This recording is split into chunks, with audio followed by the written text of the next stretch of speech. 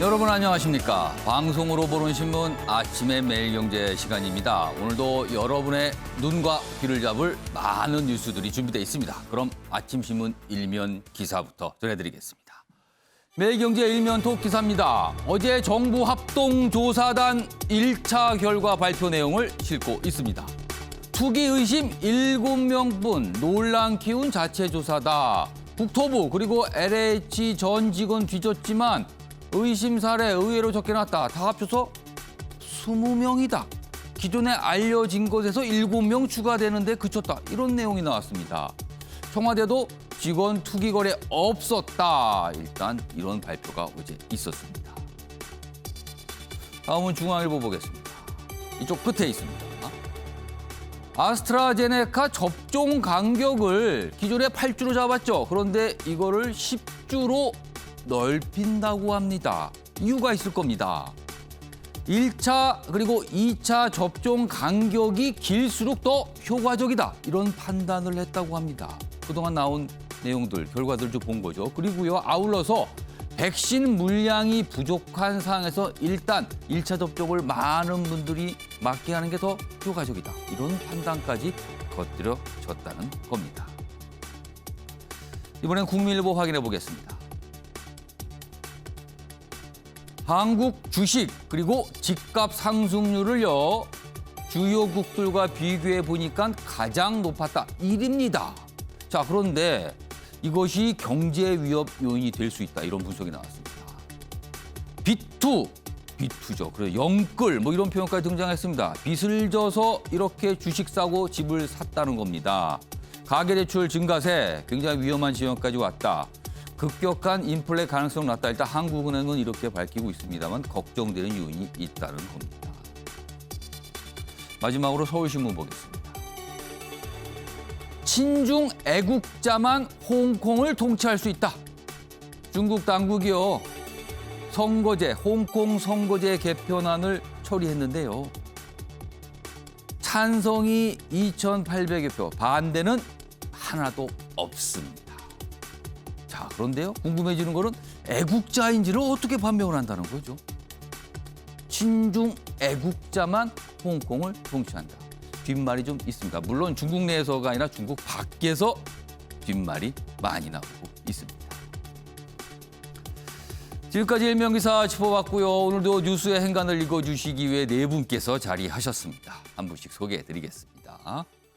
화면 가장 맨 왼쪽에 김관욱 계명대 교수 오늘도 자리하고 계십니다. 그리고 그 옆에는 이종근 시사평론가 나오셨고요. 세 번째 자리에는 최진영 변호사가 계십니다. 그리고 마지막으로 주원규 삼육대 겸임교수도 자리하고 계십니다. 안녕하세요. 네, 안녕하세요.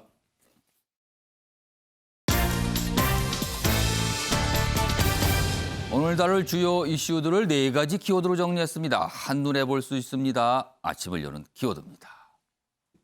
아재 백신 물음표가 찍혀 있죠. 아스트라제네카 백신의 별칭일까요? 별명일까요? 아재 백신 아니냐 이런 말이 나온다고 합니다.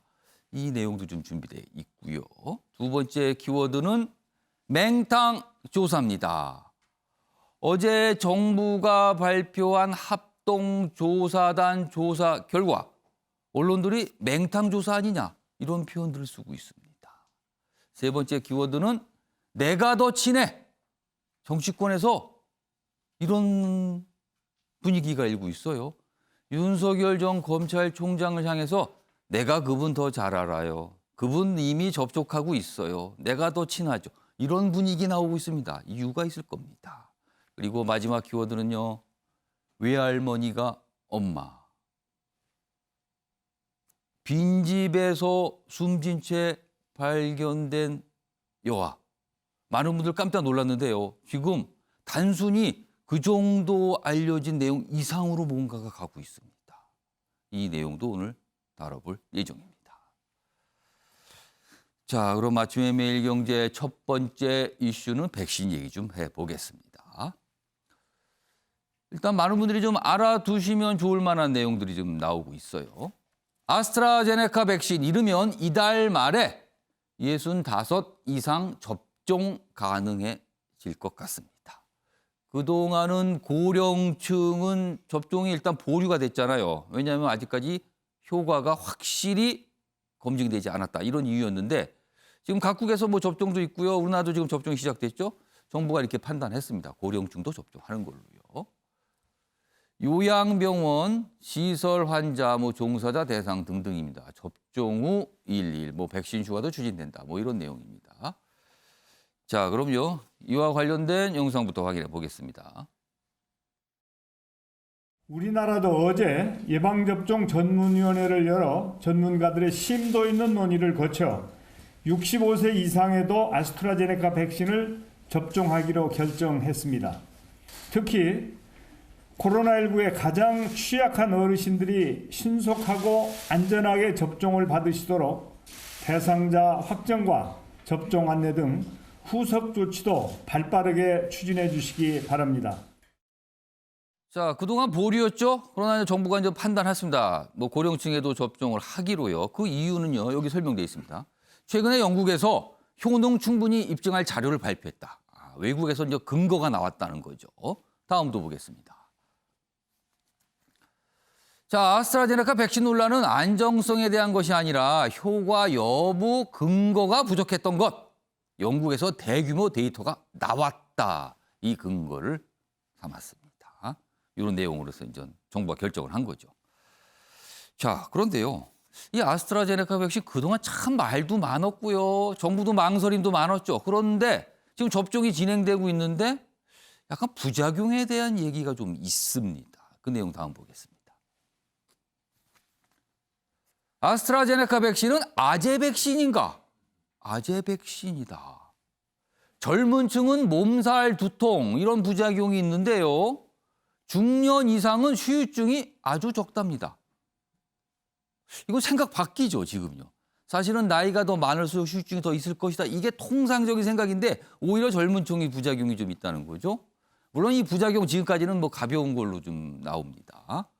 전문가들은요, 젊을수록 항체 형성이 잘 되는데 격렬한 반응이 일어난답니다. 이건 자연스러운 것이다. 젊을수록 항체 잘 만들어지는데 그게 격렬한 모습을 보인다. 그렇기 때문에 부작용이다. 이런 거네요.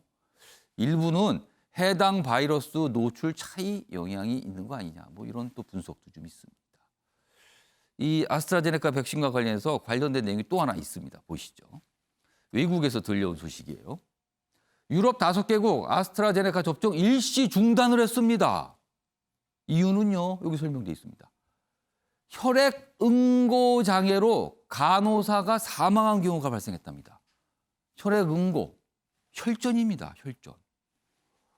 그러나 지금 유럽 쪽 당국에서는요. 일단 뭐 직접적인 유발 징후는 없었다라고 하지만 일단 이게 좀 뭔가 발생을 한 거예요. 그렇기 때문에 일부 국가에서는 접종을 일시 중단하는 결정을 내렸습니다. 그리고요, 최근에 이 아스트라제네카 접종 주로 의료인분들이 많이 맞고 계시는데 병원 응급실에 많이 가신다고 합니다. 여기 보면 의료계 병원 응급실 살려주세요. 백신 맞고 약간 부작용이 있다는 거죠. 그러니까 약간 아스트라제네카 접종을 받으신 분들은 한 이틀 정도의 어떤 휴가 같은 걸 줘야 되는 거 아니냐. 뭐 이런 얘기가 좀 나오고 있습니다. 자, 이 얘기 좀 해보겠습니다. 먼저 주원 교수님. 아스트라제네카.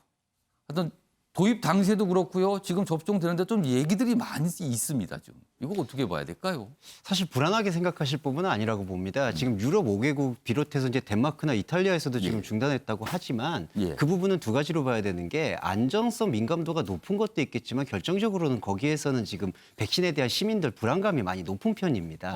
그러다 보니까 이번에 혈액 응고 장애로 이제 간호사가 사망했다라고 했지만 아직 인과관계가 밝혀진 게 아니고 그럼에도 불구하고 이제 접종을 예방적 차원에서 지금 조치하고 있는 걸로 봐야 되기 때문에 아스트라제네카 백신의 그 안정성에 대해서 사실 우리가 의심할 부분은 아니라고 보는데요. 근데 이제 경증 이상 반응에 대해서 안타깝지만 우리가 충분히 정보를 제공해주지 않는 부분은 좀 아쉬움입니다. 그러니까 젊은 층이 사실 항체 형성이 조금 높을 수 있다는 게 전문가들 의견이고요. 그런 의견 때문에 젊은 층에게서 이상 반응이 조금 더 격하게 나타날 수 있다는 것에 대한 정보를 조금 많이 투명하게 공개했으면 좋았을 텐데 그냥 안전하다, 후유증은 별로 없다 이런 식으로 조금 가져갔기 때문에 예. 이제 응급실로도 계속해서 갈 수밖에 없는 왜냐하면 시민 입장에서는 상당히 불안할 수가 있거든요. 그렇죠. 네, 그래서 이런 어떤 정보에 대한 공개는 솔직하게 어떤 이상 반응이 조금 더 심하게 일어날 수 있다. 그렇기 때문에 해야 되고 또 하나는 응급실에 대한 어떤 관리도 필요하겠지만 예. 사실은 이런 부분에 대한 예견은 있었어야 된다고 봅니다. 왜냐하면은 이게 독감 백신과 다르게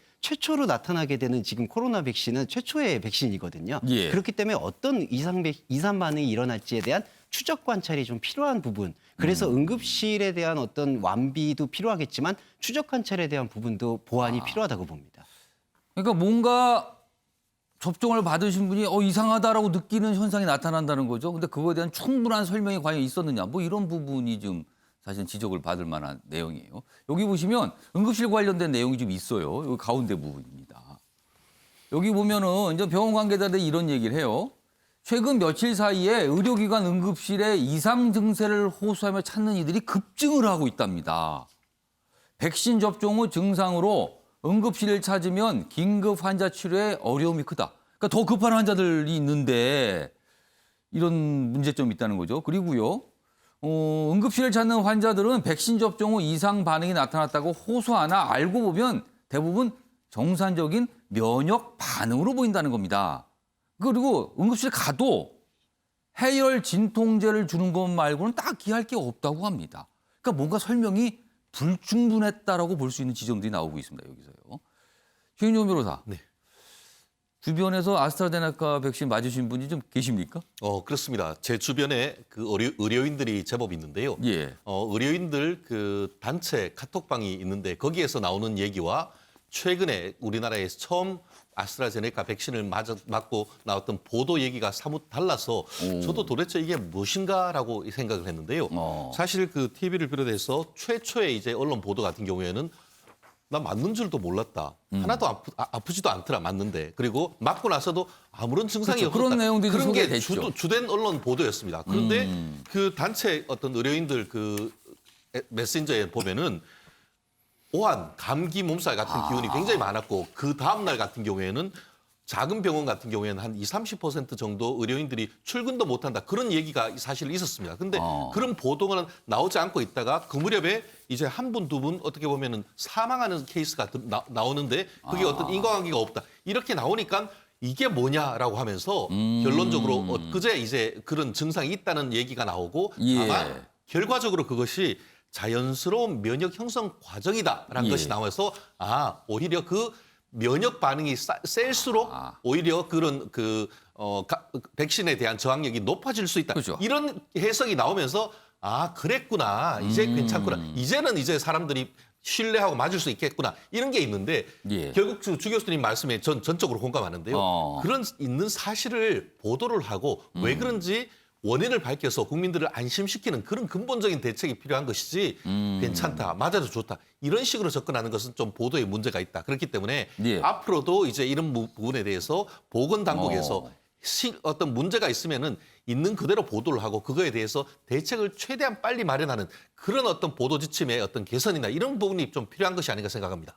자, 전문가들은요, 독감 백신보다는 좀 강한 면역 반응이 나타난다고 합니다. 그러니까 부작용으로 생각이 드는 모습도 있다는 거죠. 그렇지만 시간이 지나면 사라지게 되고요. 만약에 그 증상이 사라지지 않을 경우는 그때는 진짜 의사를 만나보셔야 되는 거고요.